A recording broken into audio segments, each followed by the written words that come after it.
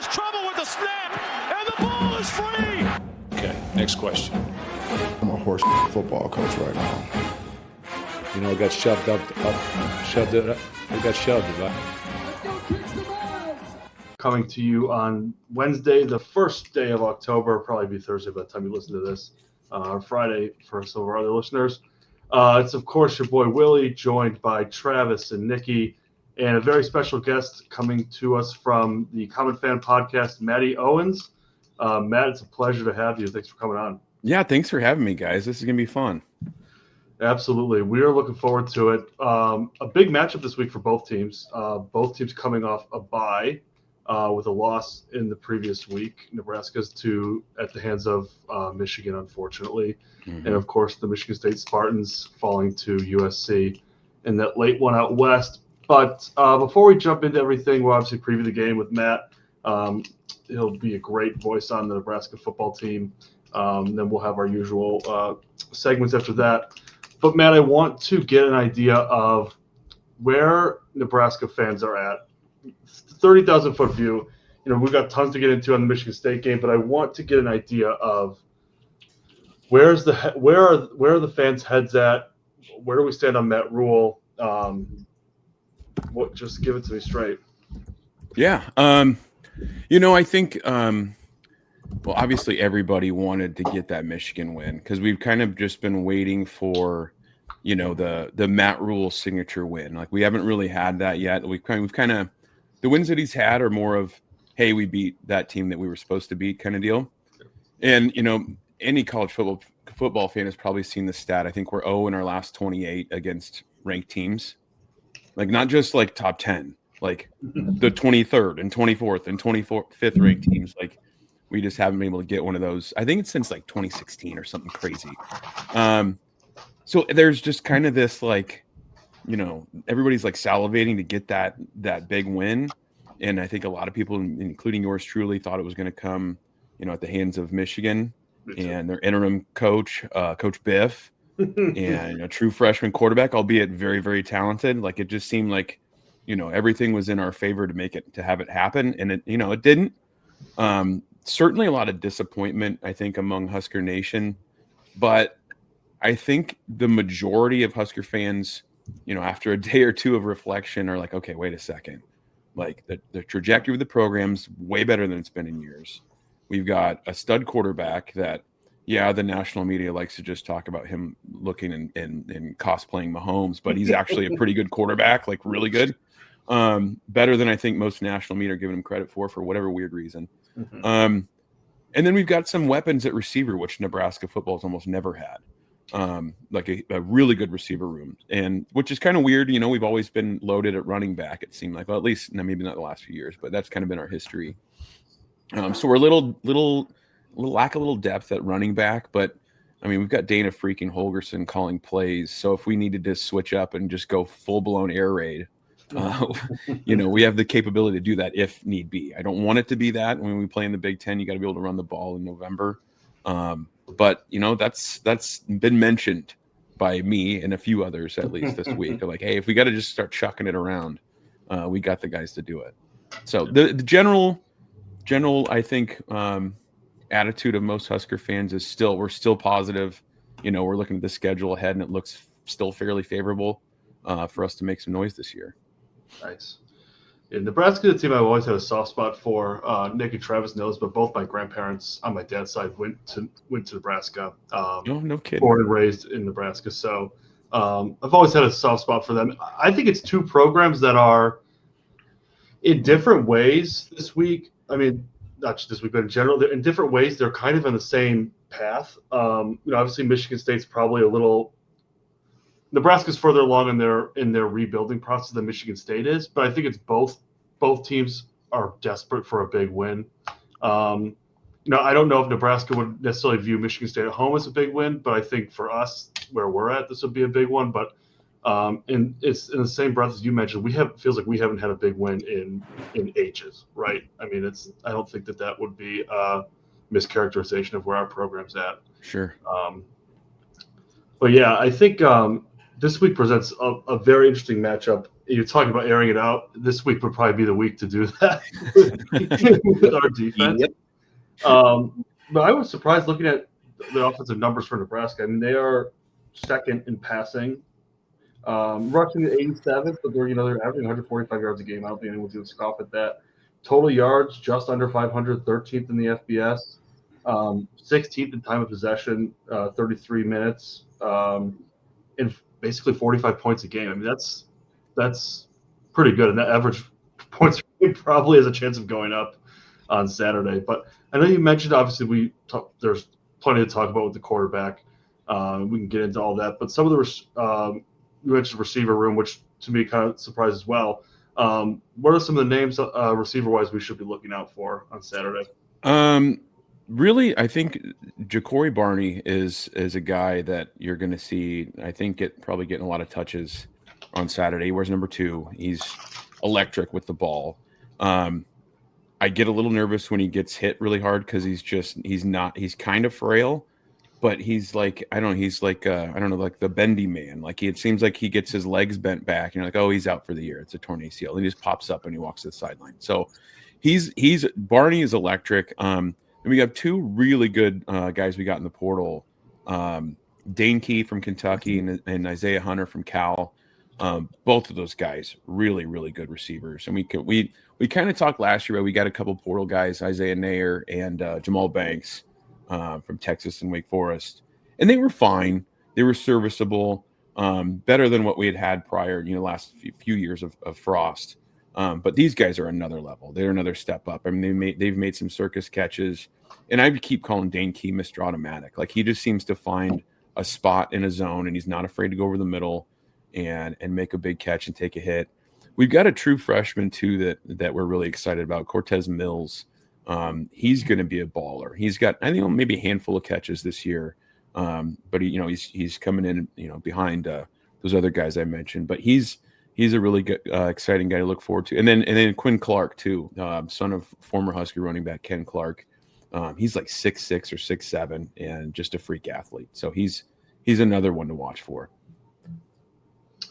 Nice. In the running game, Johnson, I think, is the main guy, right? Is that? Oh, yeah. Is that? Looks like the stats are solid. They're not popping off the page, but where do you guys stand in terms of rushing the ball? Is it feels a strength? We love Emmett. We love Emmett. Emmett's unquestionably like the dude in the backfield. We haven't really had a clear-cut number 2 running back. Okay. And that's going way back to like maybe even spring ball. We kind of thought it was going to be Quentin Ives, and it still might be him. But we have another talented true freshman, Isaiah Mosey, who actually is kind of a hybrid player. Recruited as a receiver. They moved him to running back before fall camp. And he really hasn't, I mean, he's maybe got a couple of carries on the year, but they've mostly been like throwing swing passes to him and running jet sweeps and stuff like that. More kind of trying to get him on the edge kind of thing. He's really exciting. Mekhi Nelson's in there too. He got a few carries against Michigan. I don't know if he's got the experience yet to really, do much of anything, make a big dent in any games, but I think he'll be all right. He'll be solid, but we still aren't really sure like if Emmett goes down or if Emmett needs a breather for a series. We're kind of your guess is as good as ours on who's going to come in for Emmett and do the job. Yeah. What's been one of the shortcomings for you guys or an area of concern so far this year? The big one is the defensive front. They have tons of potential and a couple of really highly recruited guys, but there's not a lot of experience there. Elijah Judy's been around for a long time. We got him in the portal a couple of years ago at A&M. So he's the most experienced guy, hands down. But Riley Van Poppel's got some potential, but this will be maybe his 5th or 6th start only. And then Williams Waneri, transfer from Mizzou. Again, super talented guy. I think he's a redshirt freshman, if I'm not mistaken. Big-time recruit out of Missouri. And again, huge potential, but a lot of these guys are still kind of learning. And the Michigan game was interesting because it wasn't like they're just pounding it at us the whole game. It was like 3 runs that did all the damage. Yeah. Whereas guys didn't get in the run fits or they weren't playing the gaps properly. And then it was just, Justice Haynes or Marshall had to break one tackle from a DB and they're gone. Which is disappointing too, because really a strong suit on our defense is the defensive backfield. That's where our most experience is. And I think a lot of our defensive talent. I mean, that's the thing. We've held every team we've played, we've held under 100 and some yards passing. Our passing defense has been unbelievable. Yeah. And, we kind of scoffed at that, but now we look back and you see what Brendan Sorsby at Cincinnati's done since we played. And we only gave up 69 passing yards to Sorsby. Yeah. And he's thrown for 300 every game since then. So that's a little feather in our cap, but, Husker fans are smart enough. We know that we got to do better on the line of scrimmage. Yeah. Yeah. When I took a quick look at the game, this week, I saw 11.5, 10.5, whatever the spread's at. I thought that was too many points. And then I saw some of your offensive stats I wasn't totally surprised about, but the defensive stats, only giving up 250 yards a game, which is 14th in the FBS. You mentioned the pass defense only giving up 75 yards a game. That's first in the FBS. The rush defense, I think you kind of mentioned it there. That's probably not the strongest part, but eighth in the country in third down defense and 21st in the red zone. So, coming from our perspective, we don't really do anything well on defense. So I'm not necessarily hoping for Nebraska to get too many stops against you guys, but I was hoping we could keep, a shootout. We could keep it close, but looking at some of these defensive stats, I'm definitely concerned. What's the total in this game? What's the over/under? That's a good question. Let me pull it. I don't know what it is, but I kind of want to say hammer the over. What is it? Looks like 53.5. Yeah, I think we're going over. I mean, if you guys can run the ball, and that's the other thing too, where Sorsby killed us wasn't passing; it was him running it. And he had 93 yards rushing, and a big chunk of that was just they'd go 4 or 5 wide since he would, and then he'd drop back, no one's open, and he'd just take off, and there's nobody there's nobody spying him or whatever, and so. That's been early on. That was okay, we got to figure out what we're going to do against a running quarterback. And then, Michigan happens. Oh, wait a minute. Now we got to figure out how to stop the run, period. Yeah.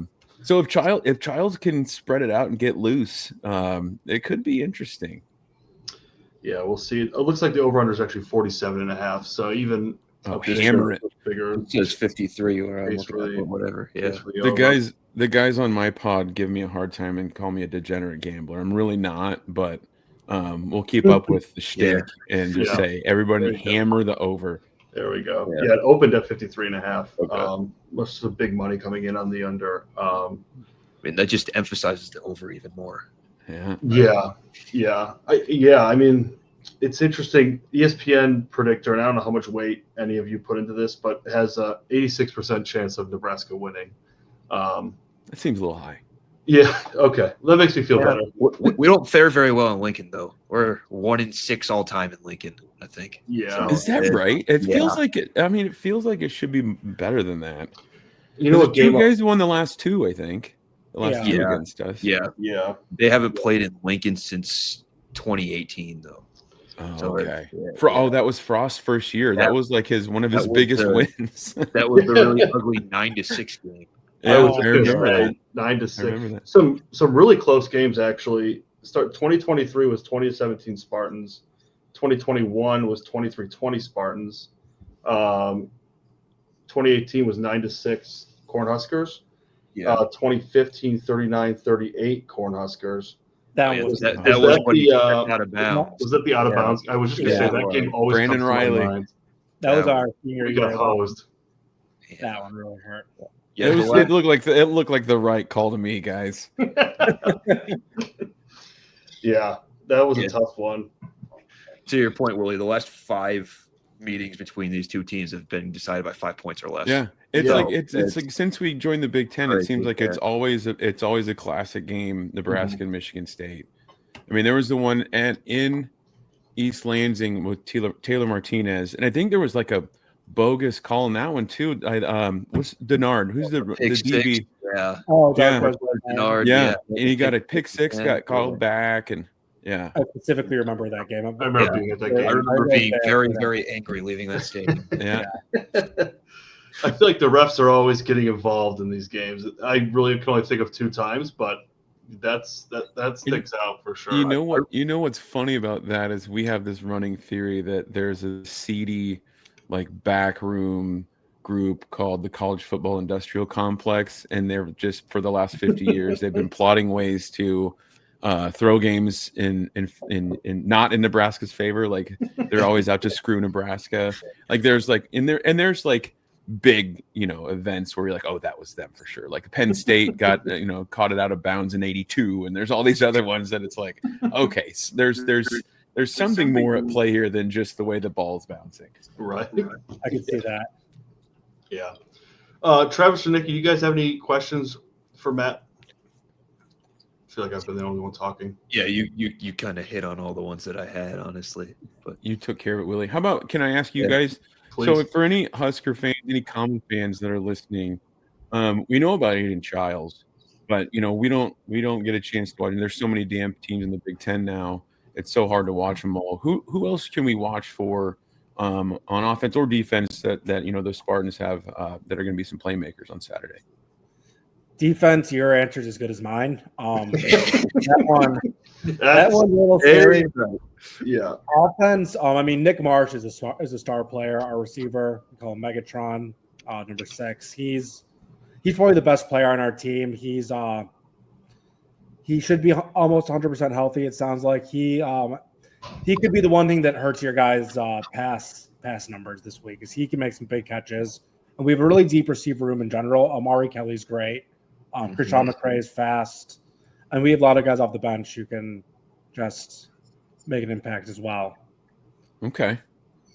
You got a former Husker that I was surprised to hear still on your team, Alante Brown. It's like I made a joke that he might have his grandkids showing up at practice to watch. He's probably got a mortgage and all kinds of stuff by now. Yeah, he's hurt right now. Yeah. Oh, is he? Yeah, he had a couple big returns against Boston College and then got knocked out of that game, I think it was. Yeah, for the season. We were disappointed to lose him. We thought he had some good potential. It's been hard to keep on the field. That's what I've read. Yeah. You can see the speed and like the potential, but he doesn't stick around. Like, he doesn't get in the game as much as you would think he would. Yeah. And last year he had some fumbling problems.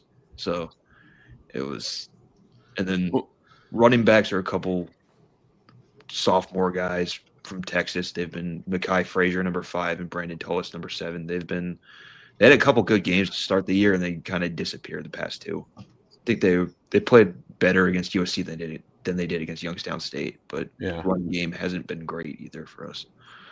Well, if they watched Michigan film, they probably are doing all kinds of inside outside zone, and we'll see how the black shirts can handle it. Yeah. Our offense. Oh, your O-line's beat up? A lot. It's not necessarily beat up. It's just shuffling a lot. Our starting left tackle, Stanton Ramil, who he's kind of been struggling this year, but he's out for the next month. So we got taking a spot. Well, I actually think it might be better, but that remains to be seen. Yeah. How is Nebraska looking health-wise? Pretty good, really. I can't really think of any major contributors that are out for the year or anything like that. So we're doing pretty good shape injury wise. I would love to have that at some point. No, we're in pretty good shape injury wise. So I guess, I don't know, shout out to this strength coach and his team. I don't know. Yeah, that's been something that was for sure an issue under Frost. It seemed like we had, at least 2 or 3 offensive linemen blowing out knees every year that Frost was here. And I think they're doing a good job on that stuff. How about you guys? I'm just curious, what's your thoughts on Coach Smith? Like, what's your thoughts on, Willie kind of made it sound like, you kind of feel okay about how the program's looking in terms of trajectory. So what do you guys think? I'll feel a lot better if we win on Saturday. Yeah. That's the short answer. Yeah. I think overall the 3 of us are kind of okay with it and can see the progress and that stuff. But like the parts of the fan base, it feels like they're getting a little impatient with the way things are, especially missing a bowl game last year. So they're really kind of like Matt Rule. They're waiting for that signature win, kind of show that we're on track. And it did. We had a lot of chances for it last year. We're not competitive at all in those games. So hopefully something changes with that this year. Yeah, I think there's almost two sides to the fan base right now. I think a majority, not like 99%, but a solid majority is willing to be patient. But I think there's another portion of the fan base, and I think that's growing a little bit. It's just growing impatient because the team has been pretty bad since 2021. And it's not so much that they've just been bad. They've just been bad in the same way. Like, they can't get any stops on defense. They cannot get off the field on defense. And people are getting really impatient about that. And it's, from my perspective, it's not Jonathan Smith's fault that the defense sucked for 3 years before him. Yeah. I think where people are getting upset is that there's no progress. There's like no significant steps forward. Like, people just run down the field wide open. The zones seem very soft. We get beaten man. We get no pressure on the quarterback. So I think people are pretty frustrated by that. And when we play good teams, it's just that we have no chance because we get 45 points. It's 45-0 at halftime. Yeah. Every time. Yeah. I think that I also think that people see other programs spending so much money. And for so long, Michigan State was just, like, especially when we went to school, Michigan State was always in the conversation of that, top 10, competing for a conference championship, playoff berth, whatever it may be. And they feel that we should always kind of be in that conversation. And I don't necessarily disagree with that. And I think there's a frustration level too, coming from the amount of money and effort that we're putting into NIL. When you see teams like Texas Tech paying huge numbers, your first thought is, why can't Michigan State do that? Right. So I think that's another layer of it, which kind of brings me to an interesting question: where does Nebraska fit in on the NIL, and how are the fans taking to their NIL situation? I wish I had a really thoughtful and detailed answer for you for that. That's like, okay. 1890 is their collective, and there's basically one kind of power family that's kind of running it, and so like and it's been okay. I don't know if we've spent as much as we want, but I mean, obviously, I mentioned all the portal guys we've got, so I think they got them to pony up a little bit more. I think having Dylan, and granted they're paying, Dylan's getting paid too, but having him, I think, is a little bit more incentive, I guess. Like, hey, yeah, let's go get a couple of receivers for him. Let's go get a left tackle. Let's go do this and that. Honestly, I think that the NIL and the rev share stuff, wherever that lands, is going to benefit Nebraska like crazy. I think, and we've got these brand new amazing facilities. Like, if we get these kids here, and Rule's been really good about it. Like, I've been really impressed with him and his staff in recruiting. They're doing things and embracing social media. And I mean, Rule's got an in-season podcast going, for God's sakes. Like, initially you say that, like, oh, people are going to say, like, well, shouldn't he be worried about coaching the team? Well, like, he's sending, like, recruits, and their parents are seeing that. And like, all these people are seeing that, and they're getting a feel for what he's like when he's not on the sideline. And they're saying, oh, I could probably hang out with that guy. Dad's thinking I could have a beer with Coach Rule for sure.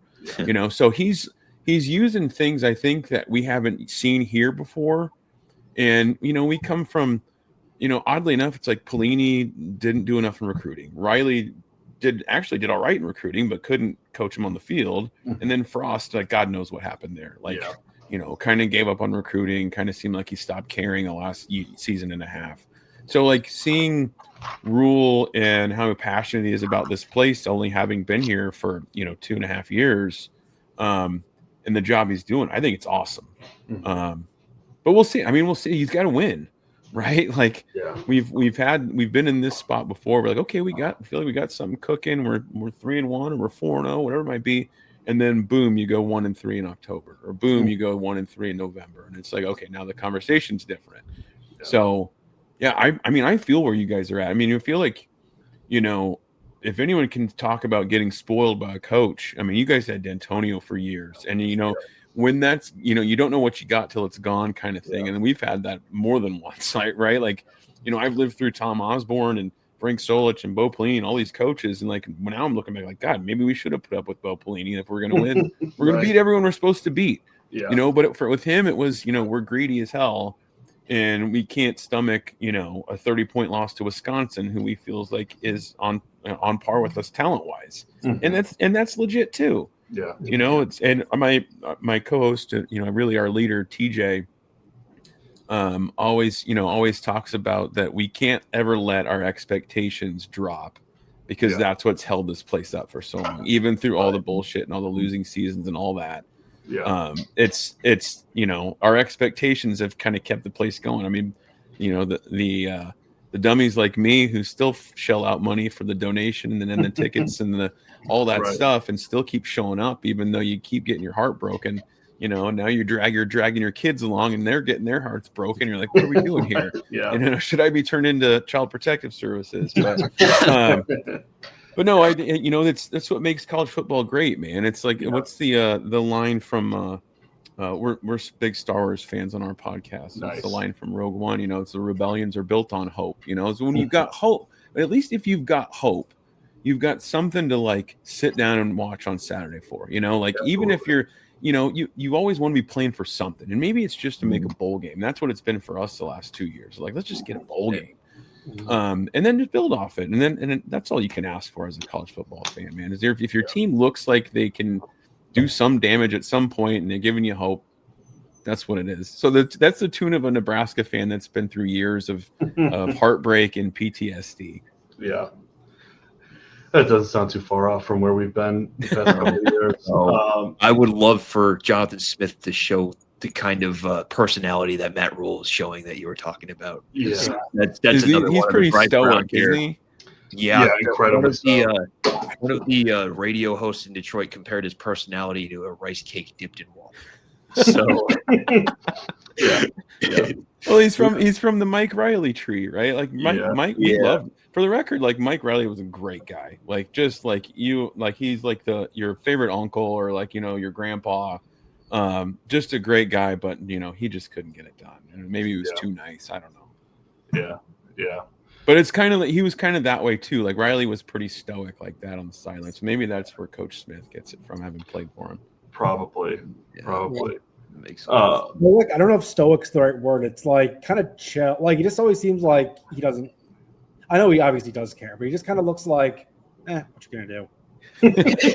I've never seen him a little more fire. You'd like to see a little more fire. Yeah. I've never seen him argue a call. I've never seen him get fired up. Like, and I think there's times where that is great, right? But there's also times when I'm like, someone needs to get angry on that sideline. You need to light a fire on these guys. Yeah. Zeroing back in on this weekend's game, Matt. You might have touched on it a little bit, but I want to get your biggest concern with Michigan State coming to town. What's your biggest concern that, man, if they do this or we can't do this, then I'm gonna have that heartbreak feeling? Oh, without question, if they can hit one of those inside or outside zone runs where one of our inexperienced guys isn't in their run gap, it could be an interesting Saturday if they can hit a couple of those like Michigan did. Now, granted, I'm not slandering Michigan State's O-line here. You guys kind of went there already. Yeah. They're not the same as Michigan's. Like Michigan's, I told my son, I told anyone who would listen when walking back to the car after the game, like, Michigan's been building those trenches for like 10 years or longer. Like whenever Harbaugh got there, like they've been building that trenches, like that, the O-line, D-line factory since then. And so our guys that are, portal fill in for a year or two, or, a guy that's a first year starter, they're not going to hold their weight against Michigan in the trenches. Yeah. So, but if Sparty can get loose in the inside outside zone run game, or if Childs can get loose on, I'm most concerned about him scrambling more than like called quarterback runs. It's more of a scrambling thing that makes me nervous, because they've done pretty well so far in the quarterback run game. It's the off script stuff that makes me nervous. That is where Childs does most of his damage. That makes me nervous. Yeah. Before I let you go, I'm definitely going to let you plug your show, Matt. I want to get your favorite game day tradition in Lincoln? Oh, well, I'm like Willie said, I'm from the Common Fan Podcast. We are the Nebraska representative of the College Huddle. It's me and two childhood buddies, TJ Burkle and Geoff Langenberg. Geoff's actually kind of famous in the Jim Rome show world. He's Geoff in Lincoln. I don't know if you or your listeners ever listen. He does a lot of tweets and emails and stuff, and Rome makes fun of him a lot. And it's what he's trying to do. But as far as game day tradition, usually involves me waking up and blasting a like old 90s Husker CD that I got when I was a kid. Nice. And waking my kids up to that.